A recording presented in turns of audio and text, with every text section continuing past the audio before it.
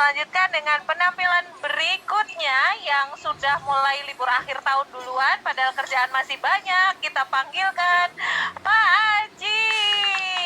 Yeay. Halo semua.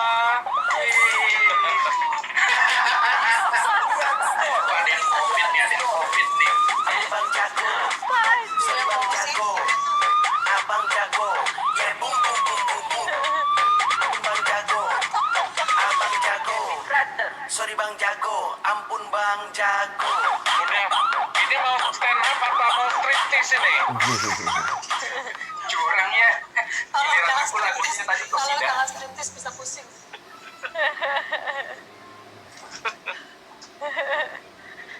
Ya, halo semuanya. Mudah-mudahan sehat ya. Kenalin, nama saya Aji. Lengkapnya Rahmat Cahaya Aji ya. Orang yang baru kenal biasanya manggil saya Rahmat. Nah, ketahuan ya, pasti baru kenal dengan saya kalau manggilnya Rahmat. Kalau yang sudah lama kenal biasanya manggil saya Aji ya.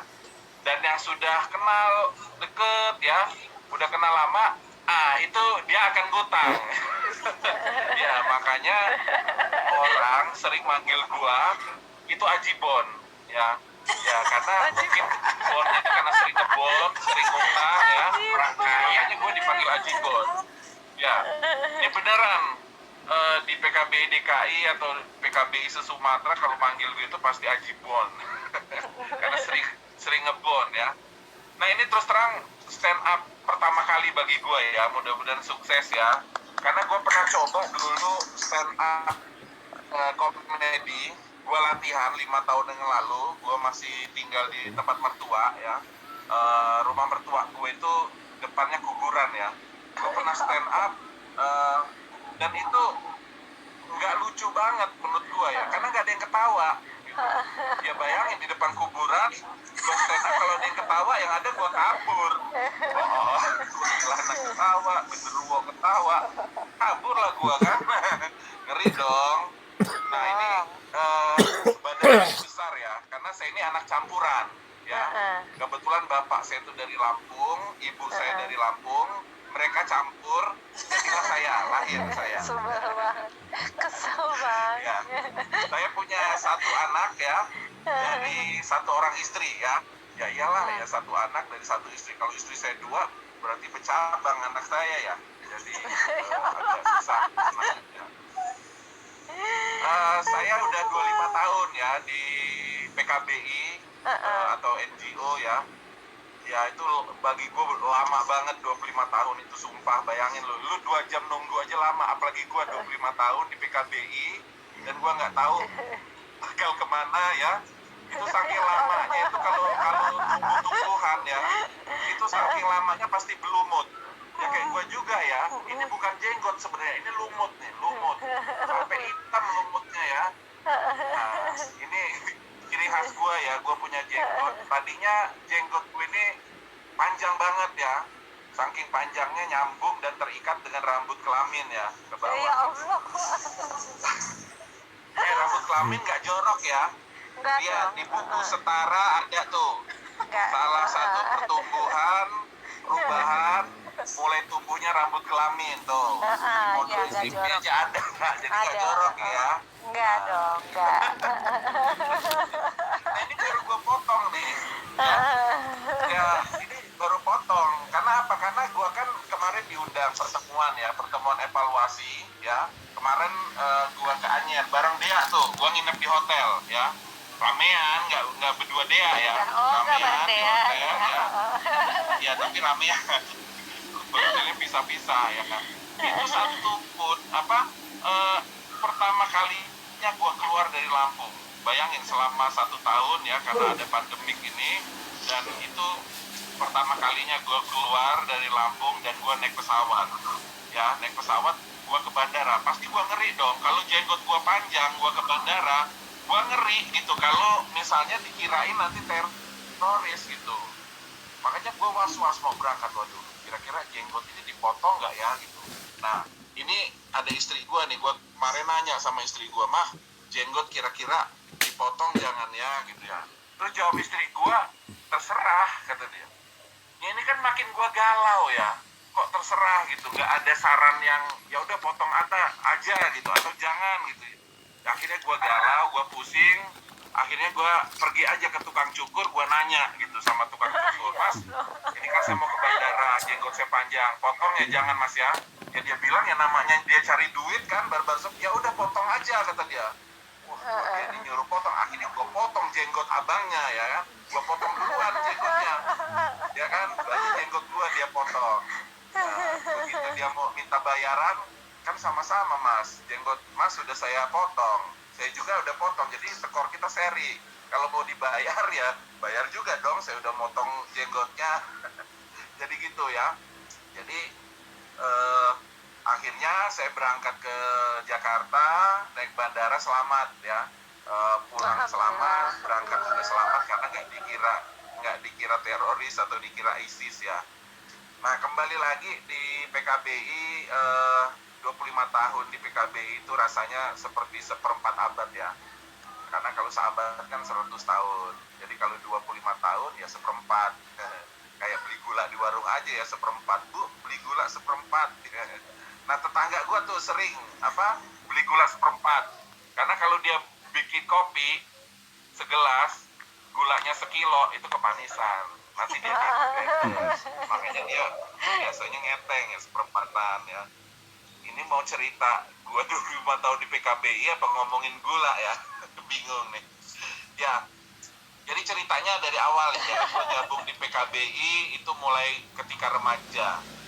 Waktu itu gua diundang ya, pelatihan mewakilin SMA gua, namanya pelatihan GRBJ, Gerakan Remaja Bertanggung Jawab. Kenapa namanya GRBJ? Mungkin karena dulu remaja itu dicap orang itu generasi yang kurang bertanggung jawab kali ya. Makanya dibikin pelatihan GRBJ. Nah, makanya setelah ikut pelatihan saya lulus, saya tetap nggak berani tanggung jawab. Makanya saya nggak pernah macarin istri orang. Oh ya, akhirnya saya kawin sekarang itu sama istri orang. Ya kan saya orang, ya kan? Ya istri saya berarti istri orang dong. Istri orang. Nah, di pelatihan waktu SMA itu ya, gua diundang, itu gua satu angkatan dengan penulis terkenal Terelie, tahu ya Terelie ya? Ya gua tahu nama aslinya itu Darwis. Nah, ketika itu dia mewakilin OSIS di SMA 9, gua mewakilin OSIS di SMA 10. Nah, setelah pelatihan itu saya, Darwis, dan beberapa teman itu membentuk yang namanya Youth Center, namanya Skala. Ya kan, kalau di Jogja ada Lentera, ada di DKI itu ada CMM gitu ya.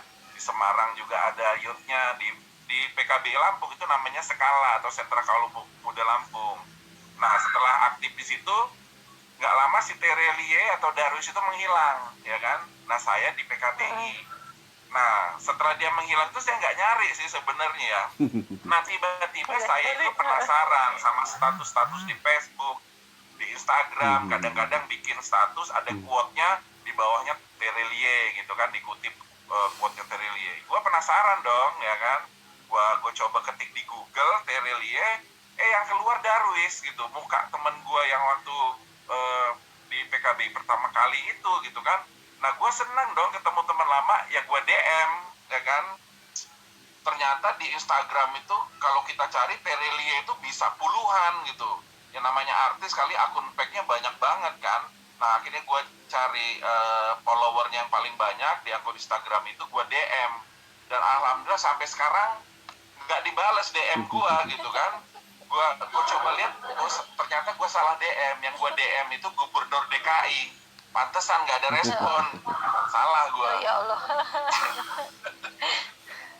Nah, ya jadi 25 tahun di NGO itu saya banyak belajar ya. Mungkin kalau saya urutin itu banyak banget sampai gue nggak ingat. Mungkin nanti kata Mbak Nining nanti mungkin di stand up kedua akan diceritakan lebih lengkapnya ya.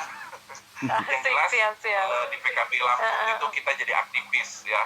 Kita itu sebagai aktivis ya singkatannya aktif tapi kantong tipis. Ya iyalah gitu kan, aktif tapi ya segitu-gitu aja pendapatannya. Ya intinya di PKB itu itu lo harus multi talent, harus bisa jadi penyuluh, harus bisa jadi konselor, ya kan? Bahkan lu juga harus bisa jadi cleaning service, nyapu kantor, buang sampah di kantor. Bahkan lu lagi penyuluhan pun lu harus bisa sambil buang sampah. Lu konseling, lu harus sambil bisa nyapu. Jadi ada klien konseling, ya udah lu sambil nyapu, ya udah cerita aja Bu, cerita. Kita aja, nyapu ya. jojong gitu. Jadi harus multi talent ya. Dan katanya di PKB itu nggak bisa kaya ya. Kita nggak bisa kaya, nggak bisa makmur, nyatanya. Ya. Gua di PKBI ini mulai badan gua kurus sampai gemuk. Bahkan sekarang berat gua sudah 110 kilo. Kurang makmur apalagi coba. Ya. Setiap gua mau nimbang, timbangannya tuh ngejerit. Saking nggak kuat ngeliat gua ya. Bahkan istri gua aja beratnya sampai 100 kiloan. Anak gua yang baru kelas 2 SMP ya, itu beratnya sudah 90 kilo ya. Jadi kami itu keluarga mungil ya, keluarga makmur yang mungil ya. Mungil. Sampai anak gue kalau gemuk ya, kalau pakai singlet ya, itu maaf teteknya itu sampai ngejeplak gitu. Kalau keluar rumah gue marahin dia. Nah, kalau keluar rumah itu pakai BH kenapa gitu. Beneran gue pernah marah sama anak gue gitu. Dia malah marahin gue balik ya kan. Pak, abang kan cowok, masa pakai BH? Oh iya maaf. Ya itu bener lah. Ya karena dia saking gemuknya ya. Tapi walaupun gua berat sekarang, alhamdulillah beberapa hari yang lalu timbangan gua turun ya. Gua turunin dari atas lemari ke lantai, akhirnya dia turun sendiri ya. Nah jadi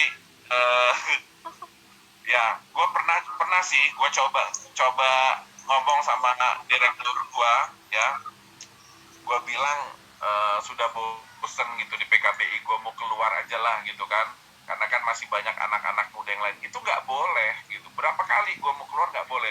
Terakhir gua keluar itu dia marah-marah gitu. Oh ternyata gua keluarnya lewat jendela. Nah, ya iyalah badan gua gede, jendelanya kecil, pecah. Dia marah banget waktu itu ya. Pada di wrap up, Pak. Nah jadi ya, kebetulan orang juga aneh gitu kalau ngeliat gue kok bisa kebeli rumah, padahal kerja di PKBI itu kebeli mobil. Ya iyalah, gue belinya pakai uang gitu kan, uang istri. Kebetulan istri gue kerja, dia kepala cabang di perusahaan makanan ya di Lampung. Dia kebetulan karyawannya ada banyak ya. Jadi karena dia kebiasaan di kantor itu banyak karyawan, di rumah pun gue diperlakuin kayak karyawan gitu. Kalau di rumah itu yang nyuci baju istri gue, nyuci piring gue, sampai nyuci otak gue, nyuci uang juga gue. Ya jadi kalau misalnya Anda berpikir kerja di MG itu nggak bisa kaya, ya Anda benar, karena yang kaya istri gua ya. Karena itu tadi aktif tapi kantong tipis ya. Jadi itu tips cara mencari jodoh ya kan. Jadi kalau kamu pengen kaya, jangan capek-capek kerja, cari aja jodoh yang kaya. Maka bukan Anda yang kaya, jodoh Anda lah yang kaya. Nah itu aja dari saya, terima kasih. Saya Aji Bon, PKBI Lampung.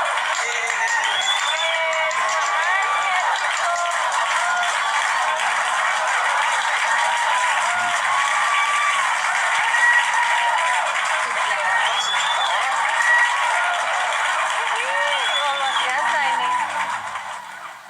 Ini Pak Haji kelasnya GBK ini penontonnya nih. Terima kasih banyak Pak Haji, seru banget, keren banget penampilannya memang ya, yang namanya cari jodoh itu ya, ini tips ya Ibu dan Bapak sekalian. Jadi yang tadi disampaikan itu dari awal sampai akhir tuh bukan curhat, itu tips ya. Jadi mohon dimaafkan dan dimaklumi gitu. Oke, keren banget Pak Haji. Terima kasih teman-teman sekalian. Kita masih punya 24 peserta ini. Semoga semuanya bisa bertahan sampai akhir. Sedikit lagi